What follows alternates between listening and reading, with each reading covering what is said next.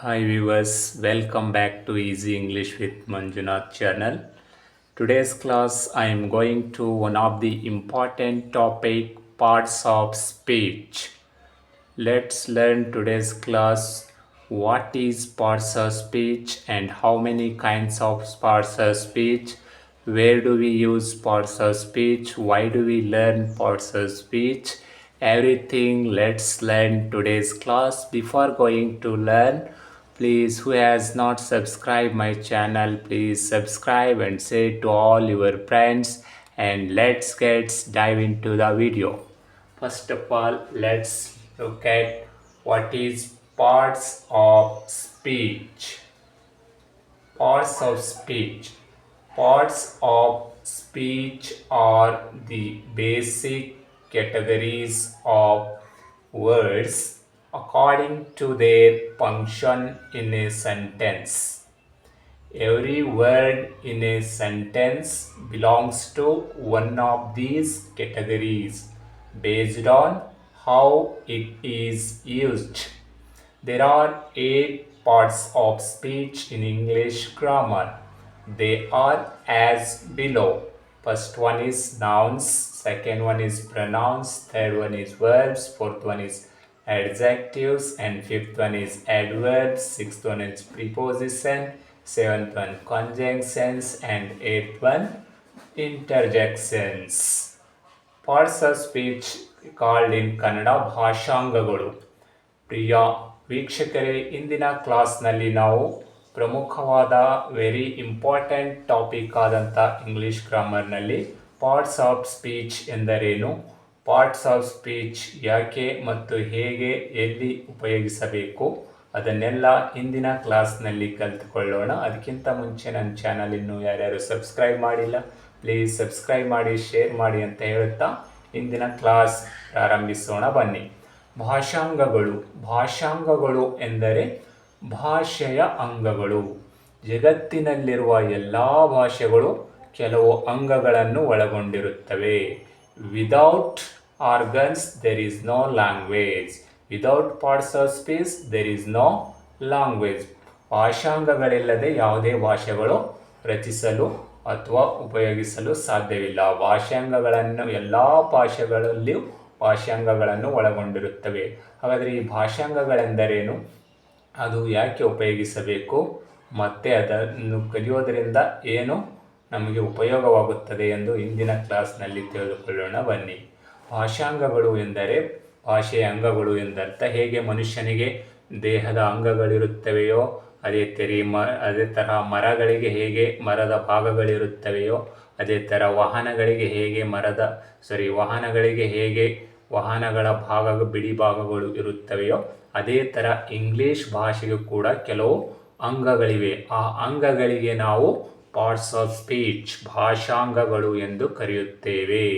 ನಾವು ಹೇಗೆ ಮನುಷ್ಯನಿಗೆ ಈಗ ತಲೆ ಇಲ್ಲ ಅಂದರೆ ತಲೆ ಒಂದು ಅಂಗ, ಅದು ಇಲ್ಲ ಅಂದರೆ ಹೇಗೆ ಮನುಷ್ಯ ಅಂತ ಕರೆಯಲಾಗುವುದಿಲ್ವೋ, ಅದೇ ಥರ ಎಲ್ಲ ಅಂಗಗಳು ಸೇರಿದಾಗ ಮನುಷ್ಯ ಹೇಗಾಗಿದ್ದಾನೋ ಅದೇ ಥರ ಇಂಗ್ಲೀಷ್ನ ಕೆಲವು ಭಾಗಗಳು, ಕೆಲವು ಅಂಗಗಳು ಸೇರಿ ಇಂಗ್ಲೀಷ್ ಭಾಷೆಯಾಗಿದೆ. ನೀವು ಯಾವುದೇ ಒಂದು ಟೆಕ್ಸ್ಟ್ ಬುಕ್ ತಗೊಳ್ಳಿ, ಯಾವುದೇ ಒಂದು ನ್ಯೂಸ್ ಪೇಪರ್ ತಗೊಳ್ಳಿ, ಯಾವುದೇ ಒಂದು ನಾವೆಲ್ ತಗೊಳ್ಳಿ, ಡ್ರಾಮಾಸ್ ತಗೊಳ್ಳಿ, there is a parts of speech. Without parts of speech there is no English language, there is no textbook, there is no any novels and newspapers. ಅಂದರೆ ಭಾಷಾಂಗಗಳ ಇಲ್ಲದೆ ಯಾವುದೇ text ಬುಕ್ಗಳನ್ನು ರಚಿಸಲು ಆಗುವುದಿಲ್ಲ, ಯಾವುದೇ ನ್ಯೂಸ್ ಪೇಪರ್ ಬರೆಯೋಕ್ಕೂ ಆಗೋದಿಲ್ಲ, ನಾವು English ಭಾಷೆಯನ್ನೇ ಕಲಿಯೋಕ್ಕಾಗೋದಿಲ್ಲ. ಅಂದರೆ ಇವೆಲ್ಲ ಅಂಗಗಳು ಸೇರಿಯೇ ಇಂಗ್ಲೀಷ್ ಭಾಷೆಗಳಾಗಿವೆ. ಅದಕ್ಕೋಸ್ಕರ ಇದಕ್ಕೆ ಭಾಷಾಂಗಗಳು ಎಂದು ಕರೆಯುತ್ತೇವೆ. ಇಂಗ್ಲೀಷ್ ಭಾಷೆಯಲ್ಲಿ 8 ಅಂಗಗಳಿವೆ. ಅವು ಯಾವುವು ಎಂದರೆ ನಾಮಪದಗಳು, ಸರ್ವನಾಮ ಪದಗಳು, ಕ್ರಿಯಾಪದಗಳು, ನಾಮವಿಶೇಷಣೆಗಳು, ಕ್ರಿಯಾವಿಶೇಷಣೆಗಳು, ಉಪಸರ್ಗವಯಗಳು, ಸಂಯೋಜಕಗಳು, ಭಾವಸೂಚಕಗಳು. ನಾಮಪದಗಳೆಂದರೆ ನೌನ್ಸ್. ನೌನ್ಸ್ ಅಂದರೆ ನೇಮ್ಸ್, ಹೆಸರುಗಳು. ಪ್ರೊನೌನ್ಸ್ ಅಂದರೆ ಸರ್ವನಾಮ ಪದಗಳು, ಅಂದರೆ ಇನ್ಸ್ಟೆಡ್ ಆಫ್ ನೌನ್ಸ್, ನಾಮಪದಗಳ ಬದಲಾಗಿ ಕರೆಯುವ ಪದಗಳಿಗೆ ಪ್ರೊನೌನ್ಸ್ ಎಂದು ಕರೆಯುತ್ತೇವೆ. ಅಡ್ಜೆಕ್ಟಿವ್ಸ್ ಅಂದರೆ ನಾಮವಿಶೇಷಣೆಗಳು. ಡಿಸ್ಕ್ರೈಬಿಂಗ್ ನೌನ್ಸ್ ಆ್ಯಂಡ್ ಪ್ರೊನೌನ್ಸ್, ನಾಮಪದ ಮತ್ತು ಸರ್ವನಾಮ ಪದಗಳಿಗೆ ವರ್ಣಿಸಿ ಹೇಳುವ ಪದಗಳಿಗೆ ನಾವು ಅಡ್ಜೆಕ್ಟಿವ್ಸ್ ಎಂದು ಕರೆಯುತ್ತೇವೆ. ಅಡ್ವರ್ಬ್ಸ್ ಅಂದರೆ ಕ್ರಿಯಾ ವಿಶೇಷಣಗಳು. ಡಿಸ್ಕ್ರೈಬಿಂಗ್ ವರ್ಬ್ಸ್ ಅಂದರೆ ಆ್ಯಕ್ಷನ್ ವರ್ಡ್ಸ್ಗಳನ್ನು ವರ್ಣನೆ ಮಾಡಿ ಹೇಳೋದು. ಕ್ರಿಯಾಪದಗಳನ್ನು ವರ್ಣಿಸಿ ಹೇಳುವ ಪದಗಳಿಗೆ ಅಡ್ವರ್ಬ್ಸ್ ಎಂದು ಕರೆಯುತ್ತೇವೆ. ಪ್ರಿಪೋಸಿಷನ್ಸ್ ಉಪಸರ್ಗವಯಗಳು. ರಿಲೇಷನ್ಶಿಪ್ ವರ್ಡ್ಸ್ ಅಂದರೆ showing relationship noun and pronoun and other words, ಅದಕ್ಕೆ ನಾವು ಪ್ರಿಪೋಸಿಷನ್ ಎಂದು ಕರೆಯುತ್ತೇವೆ. ಕಂಜಂಕ್ಷನ್ಸ್ ಸಂಯೋಜಕಗಳು ಅಂದರೆ ಕನೆಕ್ಟರ್ಸ್. ಕೊಂಡಿ ಅಂದರೆ ಕೂಡಿಸುವ ಪದಗಳು. ಜಾಯ್ನಿಂಗ್ ವರ್ಡ್ಸ್ಗಳು ಸೇರಿಸುವ ಪದಗಳಿಗೆ ನಾವು ಎರಡು ವಾಕ್ಯಗಳನ್ನು ಸೇರಿಸುವ ಪದಗಳಿಗೆ ಕಂಜಂಕ್ಷನ್ಸ್ ಎನ್ನುತ್ತೇವೆ. ಅದೇ ರೀತಿ ಕೊನೆಯದಾಗಿ ಇಂಟರ್ಜೆಕ್ಷನ್ ಭಾವಸೂಚಕಗಳು. ಎಕ್ಸ್ಪ್ರೆಸ್ಸಿಂಗ್ ಅವರ್ ಫೀಲಿಂಗ್ಸ್ ನಮ್ಮ ಭಾವನೆಗಳನ್ನು ವ್ಯಕ್ತಪಡಿಸಲಿಕ್ಕೆ ಬಳಸುವ ಪದಗಳಿಗೆ ಇಂಟರ್ಜೆಕ್ಷನ್ಸ್ ಎಂದು ಕರೆಯುತ್ತೇವೆ. ಈಗ ಒನ್ ಬೈ ಒಂದು ಕಲಿಯೋಣ ಬನ್ನಿ. You learn what is parts of speech. ನಾವು let's learn first parts of speech. What is nouns. ಮೊದಲನೇ ಪಾರ್ಟ್ಸ್ ಆಫ್ ಸ್ಪೀಚ್ ಯಾವುದು ತಿಳಿದುಕೊಳ್ಳೋಣ ಬನ್ನಿ. First parts of speech is nouns ಅಂದರೆ ನಾಮಪದಗಳು. Let us know the definition of nouns. Nouns are names of persons, places, things, animals, birds, machines, etc. is called nouns. ನಾಮಪದಗಳು ಎಂದರೆ ವ್ಯಕ್ತಿಗಳ ಹೆಸರುಗಳು, ಸ್ಥಳಗಳ ಹೆಸರುಗಳು, ವಸ್ತುಗಳ ಹೆಸರುಗಳು, ಪ್ರಾಣಿಗಳ ಹೆಸರುಗಳು, ಪಕ್ಷಿಗಳ ಹೆಸರುಗಳು, ಯಂತ್ರಗಳ ಹೆಸರುಗಳು ಮುಂತಾದವುಗಳಿಗೆ ಇಟ್ಟಿರುವ ಹೆಸರುಗಳಿಗೆ ನಾಮಪದಗಳು ಎಂದು ಕರೆಯುತ್ತೇವೆ. Nouns are names of person, place, things, animals, etcetera is called. ಅಂದರೆ ಒಟ್ಟಿನಲ್ಲಿ ನಾಮಪದಗಳು ಎಂದರೆ ಪ್ರಾಣಿ, ಪಕ್ಷಿ, ವಸ್ತು, ಸ್ಥಳಗಳಿಗೆ ಇಟ್ಟಿರುವ ಹೆಸರುಗಳು. ಟೋಟಲ್ ಆಗಿ ಹೆಸರುಗಳಿಗೆ ನಾವು ನೌನ್ಸ್ ಎಂದು ಕರೆಯುತ್ತೇವೆ. ಫಾರ್ ಎಕ್ಸಾಂಪಲ್ ನೋಡಿ, ಪರ್ಸನ್ಸ್ ರಾಮ್, ರಾಜು, ಕಿರಣ್, ಮೋಹನ್, ಮಹೇಶ್, ರಮ್ಯಾ. ಅದೇ ರೀತಿಯಾಗಿ ಎಕ್ಸಾಂಪಲ್ಸ್ ಪ್ಲೇಸ್ ನೋಡಿ, ಕಲಬುರಗಿ, ಬೀದರ್, ರಾಯಚೂರು, ಕಾಳ್ಗಿ, ಕನ್ಗೂಳ್, ಗೋಕಾಕ್. ಅದೇ ರೀತಿಯಾಗಿ ಥಿಂಗ್ಸ್ಗಳ ಹೆಸರು ನೋಡಿ, pen, table, board, chair, stone, mobile, book. ಅದೇ ರೀತಿಯಾಗಿ ಪ್ರಾಣಿಗಳ ಹೆಸರುಗಳು ನೋಡಿ, tiger, lion, dear, rabbit, fox, dog. ಅದೇ ರೀತಿಯಾಗಿ ಪಕ್ಷಿಗಳ ಹೆಸರುಗಳು ನೋಡಿ, crow, sparrow, ಹ್ಯಾನ್, cock, parrot, ಸ್ವಾನ್.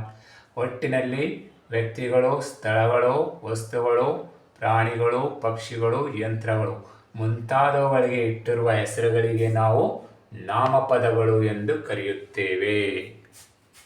Nouns ಎಂದರೇನು ತಿಳಿದುಕೊಂಡರೆ ಇವಾಗ ನೋಡೋಣ ಬನ್ನಿ. Kinds of nouns. ನಾಮಪದಗಳ ಪ್ರಕಾರಗಳು. Nouns can be divided into 2 types. ನಾಮಪದಗಳನ್ನು ನಾವು ಮುಖ್ಯವಾಗಿ 2 ರೀತಿಯಾಗಿ ವಿಂಗಡಿಸಬಹುದು, 2 ಪ್ರಕಾರಗಳಾಗಿ ವಿಂಗಡಿಸಬಹುದು. First one is concrete nouns and second one is abstract nouns. Concrete nouns ಎಂದರೆ ಮೂರ್ತ ನಾಮಪದಗಳು. ಅಬ್ಸ್ಟ್ರಾಕ್ಟ್ ನೌನ್ಸ್ ಅಂದರೆ ಅಮೂರ್ತ ನಾಮಪದಗಳು. Let us know about what is concrete nouns. ಹಾಗಾದರೆ ಈಗ ಕಾಂಕ್ರೀಟ್ ನೌನ್ಸ್ ಎಂದರೇನು ನೋಡೋಣ ಬನ್ನಿ. ಕಾಂಕ್ರೀಟ್ ನೌನ್ಸ್ ಮೂರ್ತ ನಾಮಪದಗಳು. ನಾಮಪದಗಳಲ್ಲಿ 2 ವಿಧಗಳು, concrete nouns and abstract noun. First one is a concrete nouns. Concrete nouns ಅಂದರೆ ಮೂರ್ತ ನಾಮಪದಗಳು. Let us know the definition of concrete noun. Concrete nouns are names of person, place, things, animals, birds are called concrete nouns, but they have material bodies. For example, Arun, camel, Bangalore, bag, table, etc. Concrete nouns ಅಂದರೆ ಮೂರ್ತ ನಾಮಪದಗಳು. ಮೂರ್ತ ನಾಮಪದಗಳು ಕೂಡ ಏನಾಗಿದ್ದಾವೆ? ವ್ಯಕ್ತಿ, ಸ್ಥಳ, ವಸ್ತು, ಪ್ರಾಣಿ, ಪಕ್ಷಿ ಮುಂತಾದವುಗಳ ಹೆಸರುಗಳೇ ಆಗಿವೆ. ಬಟ್ ಅವು they have A material bodies ಅಂದರೆ ಅವು ದೈಹಿಕ ದೇಹ ರೂಪ ಆಕಾರಗಳನ್ನು ಹೊಂದಿದ್ದಾವೆ. ಮೂರ್ತ ಅಂದರೆ ಕಣ್ಣಿಗೆ ಕಾಣುವುದು, ರೂಪ ಆಕಾರಗಳನ್ನು ಹೊಂದಿರುವ ಹೆಸರುಗಳಿಗೆ ನಾವು ಕಾಂಕ್ರೀಟ್ ನೌನ್ಸ್ ಎಂದು ಕರೆಯುತ್ತೇವೆ. ಕಾಂಕ್ರೀಟ್ ನೌನ್ಸ್ ಅಂದರೆ ಮೂರ್ತ ನಾಮಪದಗಳು. ಮೂರ್ತ ನಾಮಪದಗಳೆಂದರೆ ಯಾವ ನಾಮಪದಗಳು ದೈಹಿಕವಾದ ರೂಪ ಆಕಾರಗಳನ್ನು ಹೊಂದಿರುತ್ತವೆಯೋ ಅವುಗಳಿಗೆ ನಾವು ಕಾಂಕ್ರೀಟ್ ನೌನ್ಸ್ ಎಂದು ಕರೆಯುತ್ತೇವೆ. Concrete nouns can B C and touch. ಮೂರ್ತ ನಾಮಪದಗಳನ್ನು ನಾವು ನೋಡಬಹುದು ಮತ್ತು ಅವುಗಳಿಗೆ ಮುಟ್ಟಬಹುದು, ಟಚ್ ಕೂಡ ಮಾಡಬಹುದು.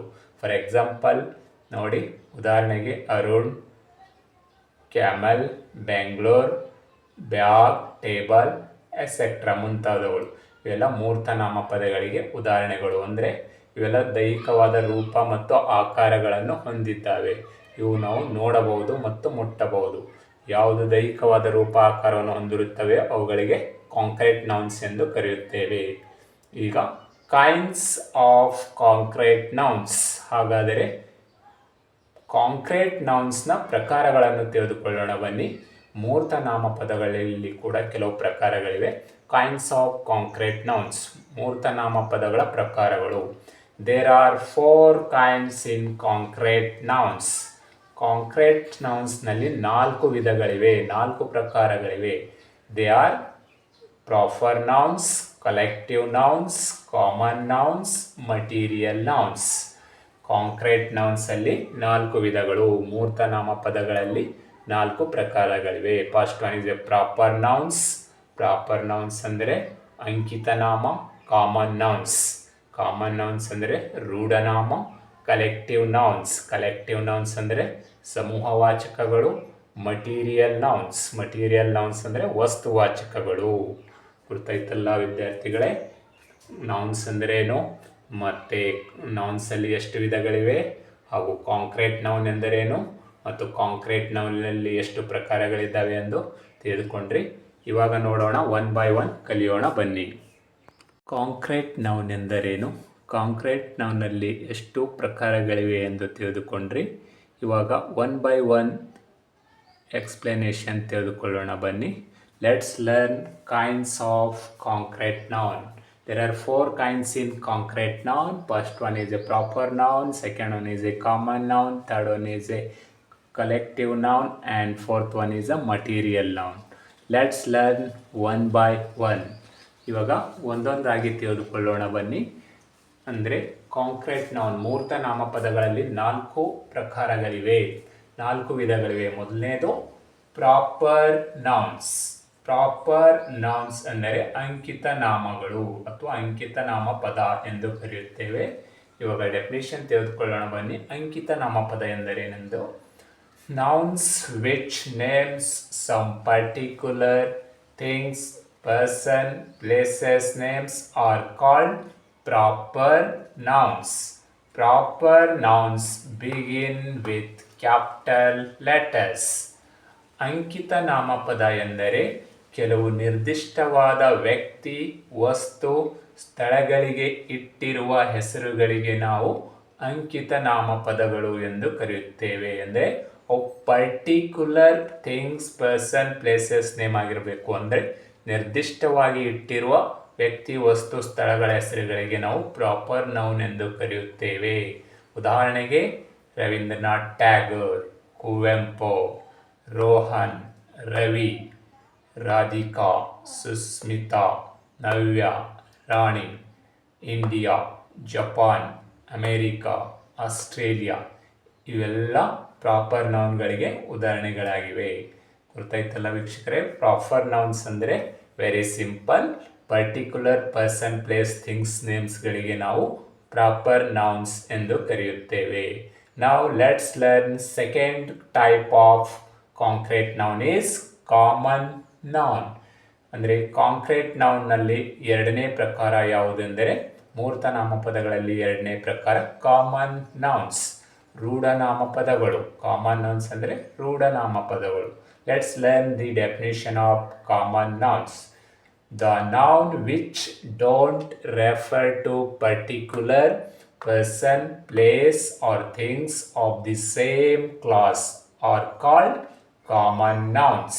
Common nouns are general names of person, place and things.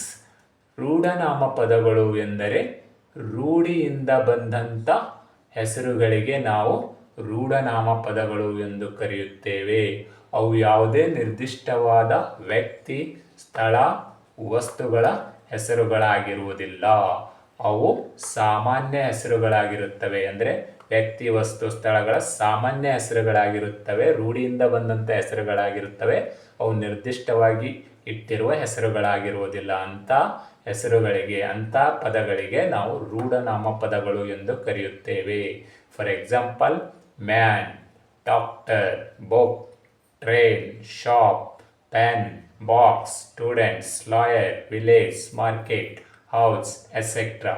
ಇವೆಲ್ಲ ರೂಢನಾಮ ಪದಗಳಿಗೆ ಉದಾಹರಣೆಗಳಾಗಿವೆ. ಅಂದರೆ ಇದು ಮ್ಯಾನ್ ಅಂದರೆ ಕಾಮನ್ ಮ್ಯಾನ್, ಯಾವುದೋ ಒಬ್ಬ ವ್ಯಕ್ತಿ ಆಗಿರ್ಬೋದು, ಪರ್ಟಿಕ್ಯುಲರ್ ಆಗಿ ಇದೇ ವ್ಯಕ್ತಿ ಅಂತ ಹೇಳೋಕ್ಕಾಗೋದಿಲ್ಲ. ಡಾಕ್ಟರ್ ಅಂದರೆ ಜನರಲ್ ನೇಮ್ ಇದು. ಬುಕ್ ಅಂದರೆ general name, train general name, shop general name, pen ಇವೆಲ್ಲ ಜನರಲ್ ನೇಮ್ಸ್ಗಳಾಗಿವೆ. ಇವು ನಿರ್ದಿಷ್ಟವಾದ ಯಾವುದೇ ವ್ಯಕ್ತಿ ವಸ್ತು ಸ್ಥಳವನ್ನು ಸೂಚಿಸ್ತಾ ಇಲ್ಲ ಇವು. ಅದಕ್ಕೋಸ್ಕರ ಇವು ಕಾಮನ್ ನೌನ್ ಎಂದು ಕರೆಯುತ್ತೇವೆ.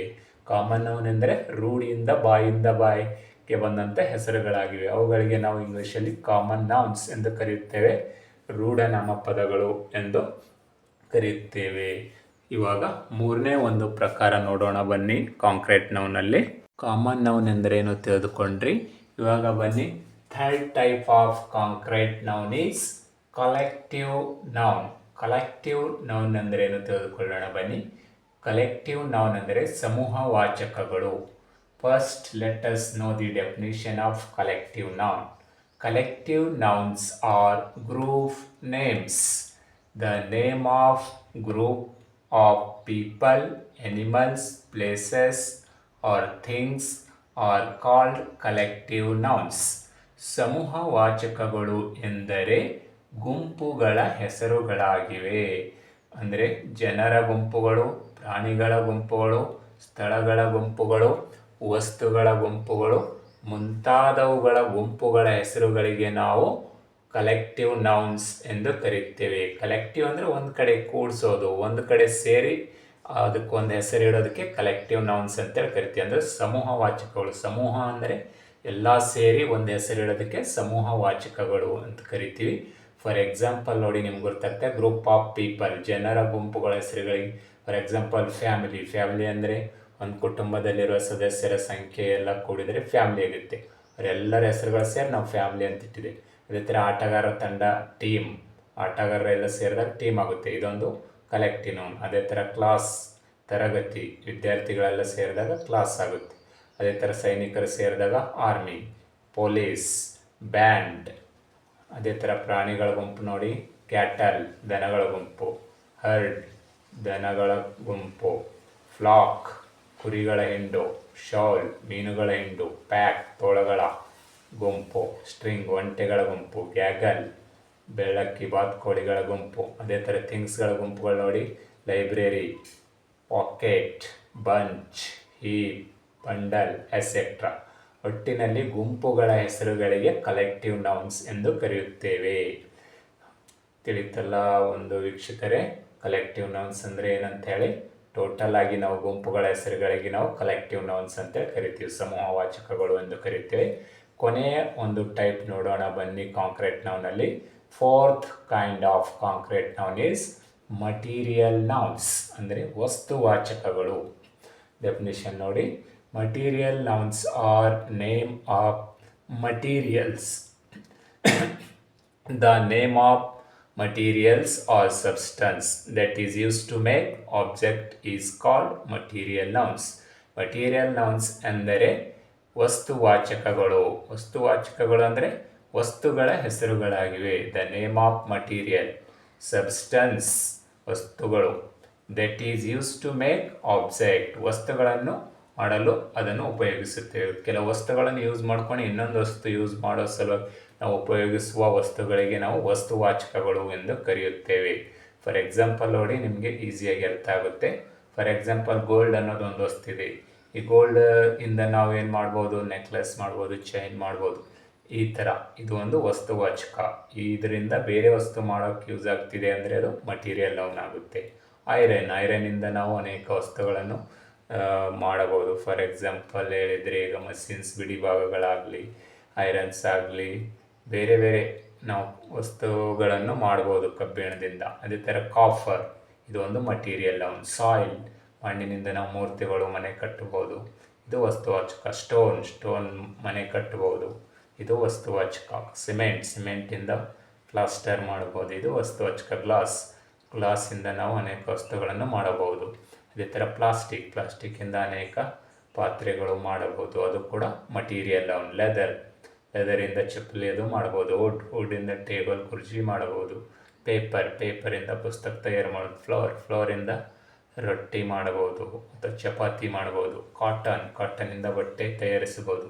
ಈ ಎಲ್ಲ ವಸ್ತುಗಳನ್ನು ಉಪಯೋಗಿಸಿಕೊಂಡು ಇನ್ನೊಂದು ವಸ್ತುವನ್ನು ತಯಾರು ಮಾಡೋಕ್ಕೆ ಬರ್ತಿತ್ತಂದರೆ ಅದಕ್ಕೆ ಕಲೆಕ್ಟಿವ್ ನೌನ್, ಅದಕ್ಕೆ ಮಟೀರಿಯಲ್ ನೌನ್ಸ್ ಎಂದು ಕರೆಯುತ್ತಾರೆ, ಅಂದರೆ ವಸ್ತುವಾಚಕಗಳು ಎಂದು ಕರೆಯುತ್ತಾರೆ. ನೋಡಿದ್ರಲ್ಲ ವ್ಯೂವರ್ಸ್, ಕಾಂಕ್ರೀಟ್ ನೌನಲ್ಲಿ 4 ಪ್ರಕಾರದ ನಾಮಪದಗಳಿವೆ. ನಾಮಪದಗಳಲ್ಲಿ 2 ವಿಧಗಳು, concrete noun and abstract noun. Concrete ನೌನಲ್ಲಿ ಮತ್ತೆ 4 ಪ್ರಕಾರಗಳು ಬರುತ್ತವೆ. First one is a proper noun, second one is a common noun, third one is a collective noun and fourth one is a material noun. Concrete noun ಎಂದರೇನು? Concrete ನೌನ್ಗಳಲ್ಲಿರುವ ಪ್ರಕಾರಗಳನ್ನು ತಿಳಿದುಕೊಂಡ್ರಿ. ಇವಾಗ ಬನ್ನಿ ನಾಮಪದದ 2ನೇ ಒಂದು ವಿಧ.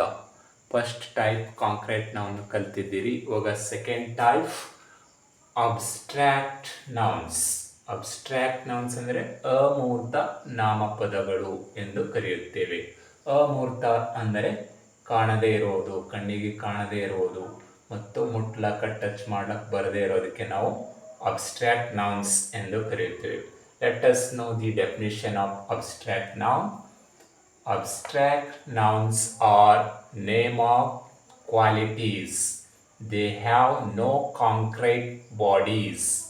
We can only imagine them, feel them, or understand them. We cannot